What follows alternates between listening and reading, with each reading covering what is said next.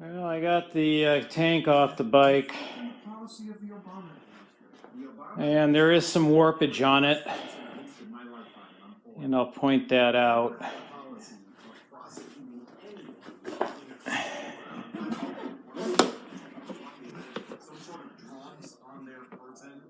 The pump goes in there.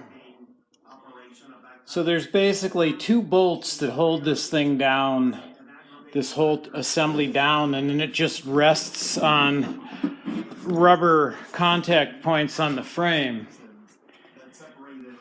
So the tank rests here, here, here, and here, and it bolts up here and here.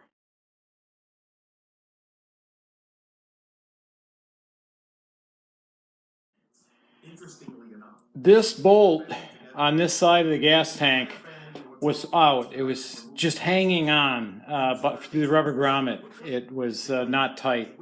This one was tight. The mount at this point's way off, and I took a still photo of that, so that this really shows where the warpage is occurring.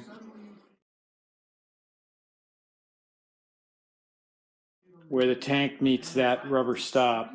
And so it's the left side of the tank where the warpage seems to be. You can see you have to take the tank off to get at your valves, at least on the vertical cylinder. The horizontal cylinder, you can get at the valves easy enough without pulling anything. You don't have to pull the airbox either. So this would be the time to do a service on it if a service is needed. We got rid of orphanages a long time ago, and what we have now are foster homes with 3 or 4 kids. I can tell you that whoever's been in and out of this bike to service the valves has done a rather shoddy job of removing this gas tank. It's not an easy job removing the tank, but once you know the tricks, it's not all that difficult either once all the body work is off. And more body work did have to come off. I had to take off those 2 side panels, and I had to remove your Givy rack. I just loosened it so I didn't have to disconnect the wires. I took the bolts out and zip tied it to take the strain off the wires. So that's your fuel pump.